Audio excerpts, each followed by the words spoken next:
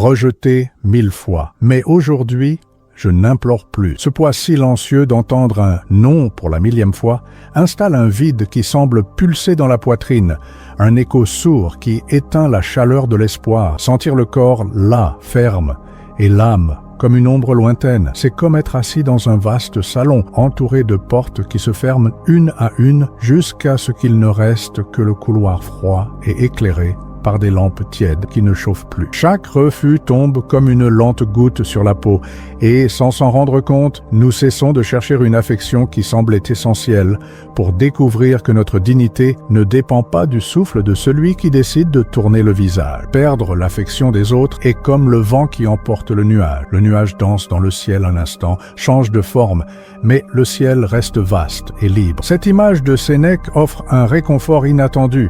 Nous ne sommes pas le nuage, nous sommes le ciel. Si le nuage s'en va, le ciel demeure, immense, ouvert, prêt à accueillir de nouvelles formes de lui-même. C'est dans cet espace intérieur que réside la liberté de ne plus implorer de regard, la liberté de choisir le jugement que nous portons sur les événements. Épictète nous rappelle que ce ne sont pas les portes fermées qui nous blessent, mais le jugement que nous en faisons. Lorsque nous cessons d'intérioriser le non, comme une sentence de valeur, nous gagnons la lucidité de celui qui comprend que le pouvoir d'exister avec dignité est gardé en sa propre poitrine. Et à ce moment d'éveil, la sensation de cesser d'implorer s'étend comme une vague douce. Refuser de mendier de l'attention n'est pas un geste de froideur, mais une affirmation profonde d'amour-propre. Lorsque nous faisons cesser le cœur incessant de supplication mentale, acceptez-moi, voyez-moi, reconnaissez-moi, nous découvrons le terrain fertile où germe l'autocompassion. Ce sol, cultivé par la patience quotidienne, abrite une flamme intérieure qui ne dépend pas d'applaudissements extérieurs. Aujourd'hui,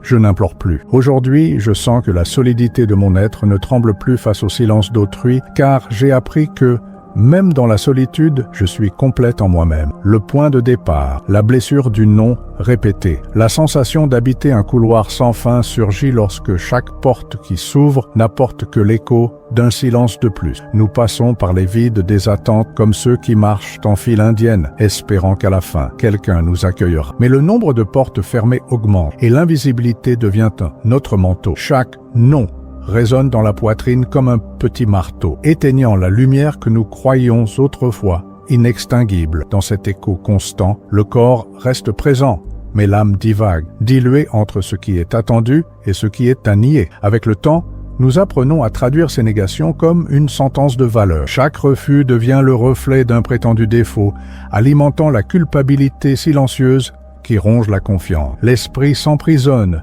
dans des questions sans réponse. Qu'ai-je fait de mal? Que me manque-t-il? C'est là que la blessure s'approfondit, non seulement par l'impact du non, mais par la conviction que nous sommes responsables de chaque fermeture de porte. La répétition du schéma console et punit à la fois, car elle nous maintient piégés dans une illusion de contrôle sur la volonté d'autrui. Alors survient la rupture d'attente. Nous comprenons que le rejet de l'autre n'a pas toujours ses racines dans notre valeur, mais dans les limitations de celui qui refuse de... Il y a des cœurs peu préparés à accueillir, des regards distraits qui choisissent de ne pas voir, et des voyages intérieurs si étrangers aux nôtres qu'ils ne peuvent même pas remarquer notre présence. Cette découverte ne vient pas avec un soulagement immédiat, mais avec une légèreté renouvelée. Lorsque nous nous déchargeons de la culpabilité pour le non d'autrui, nous ouvrons un espace, regardez avec compassion l'autre et nous-mêmes. Et l'écho muet des portes fermées, autrefois synonyme de défaite, commence à battre comme un signal d'alerte sa propre dignité. Chaque refus cesse d'être un marteau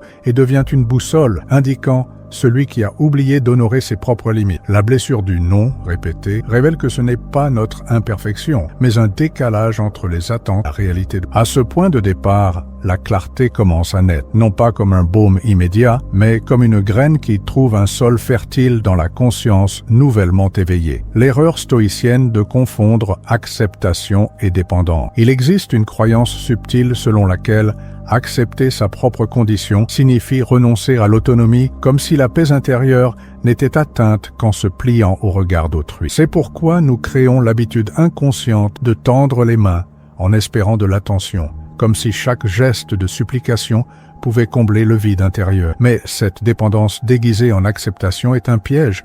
Nous faisons confiance à l'idée que la valeur que nous ressentons pour nous-mêmes dépend de la réponse de l'autre, tout en perdant le contact avec les vertus qui jaillissent de l'intérieur. Lorsque l'esprit découvre que la maîtrise de soi ne consiste pas à faire taire les émotions, mais à choisir où focaliser son attention, il réalise que mendier l'appréciation d'autrui n'apporterait jamais la sérénité tant désirée. En un instant de clarté, une question résonne profondément. Est-ce que je demande l'approbation ou est-ce que je m'offre de la valeur? C'est dans cette confrontation entre imploration et affirmation que la liberté stoïcienne se révèle, montrant que le chemin vers l'estime de soi passe par le courage de regarder à l'intérieur sans déléguer à l'autre le pouvoir de valider sa propre existence. La rupture interne quand l'épuisement devient clarté. Il arrive un moment où l'épuisement d'essayer de répondre à chaque demande d'autrui devient insupportable, comme si le corps refusait de porter le poids de tant d'attentes. C'est comme sentir ses genoux trembler après des heures de marche forcée. Et alors, dans le silence de sa propre fatigue, percevoir le contour exact de son propre visage, se retrouver dans le miroir de sa propre lassitude. À cet instant, l'esprit se libère de l'urgence de plaire et ouvre un espace pour une observation nue. L'épuisement révèle ce qui était auparavant caché sous le manteau des exigences externes. Lorsque les notes vocales sans réponse cessent de résonner de frustration et se transforment en signe d'une vérité simple, la clarté surgit. Ce n'est pas que le refus d'autrui guérisse la douleur, mais il met à nu l'usure d'une recherche incessante d'approbation. Nous réalisons enfin que mendier de l'attention corrode sa propre force vitale, tandis que le silence de l'autre pointe vers la nécessité de retrouver sa propre voie. La rupture ne vient pas comme un secours instantané, mais comme un phare qui illumine le territoire intérieur, exigeant que nous marchions avec honnêteté sur nos propres besoins. Au milieu de cette révélation, surgit une impulsion presque silencieuse pour enregistrer trois petites victoires quotidiennes. Ce sourire authentique qui a jailli sans raison, le mot prononcé avec conviction, le moment où nous nous sommes écoutés sans hâte. Ces notes simples fonctionnent comme des ancres pour la nouvelle réalité, celle de celui qui n'a pas besoin d'implorer les applaudissements parce qu'il a appris à reconnaître sa propre valeur. La clarté, alors, s'affirme non comme un vain réconfort, mais comme une invitation à la construction d'un chemin où l'énergie vitale coule librement, sans dépendre du reflet d'un regard d'autrui. Reconstruction des limites, dire non sans culpabilité. Il y a une force silencieuse à prononcer un non qui ne résonne pas en culpabilité, mais en respect de soi, comme un geste de soin envers son propre cœur. Lorsque nous reconnaissons que le non a la même valeur que le oui, nous ouvrons un espace pour la paix intérieure. Chaque refus devient un acte de préservation, non de rejet. Dans la construction stoïcienne de la sérénité, imposer des limites, c'est tracer le contour de son propre être, définissant où se termine la responsabilité de chacun et où commence la liberté de choisir qui nous voulons être. Imaginez une digue qui, en fermant une fente imperceptible dans le mur, empêche le lac de déborder et d'inonder les villages. Cette digue, faite de décisions petites et constantes, est la limite qui protège le village qui vit en vous. Chaque fois que vous réaffirmez intérieurement votre droit de ne pas céder, le mur se renforce, garantissant que les eaux émotionnelles n'envahissent pas les espaces sacrés de silence et de clarté. La métaphore garde le secret de faire de la limite non pas une barrière froide, mais un bouclier bienveillant qui accueille toutes les parties de soi-même. Au quotidien, percevoir une situation inconfortable, c'est reconnaître le moment exact où la digue a besoin d'être réparée. En sentant la tension d'une attente imposée, l'écho d'une demande qui résonne sur un ton d'exigence, l'occasion se présente de réaffirmer votre espace intérieur, silencieusement, mais avec conviction. Dans ce geste intime, sans grand spectacle, la clarté s'affirme. La limite que vous maintenez en pensée est rester fidèle à votre valeur, rappelant que la dignité ne s'implore jamais, mais se soutient par chaque acte d'amour-propre. Le pouvoir du silence, restaurer l'auto-compassion. Il y a une immensité intérieure qui se révèle à l'instant exact où le bruit extérieur se dissout, ne laissant que le son de sa propre respiration. Le silence qui suit un rejet n'est pas un vide, mais un terrain fertile où nous pouvons écouter la voix que nous étouffons souvent. Dans cet espace sans parole, chaque battement de cœur résonne comme un rappel que nous sommes plus que des échos passagers d'attentes extérieures. Le silence ouvre un portail vers l'autocompassion, car seul celui qui écoute son propre lamento sans distraction découvre la tendresse nécessaire pour accueillir sa propre douleur. Lorsque le poids des mots non dits et des demandes non satisfaites pèse sur la poitrine, le flot des pensées devient un tourbillon qui nous éloigne de nous-mêmes. C'est dans ce tourbillon que le rituel des 3 respirations conscientes prend tout son sens. Inspirer et percevoir l'air remplir le corps. Expirer et sentir le doux soulagement qui naît en acceptant chaque émotion sans vouloir l'effacer. Ce bref geste d'attention, inspirer, expirer,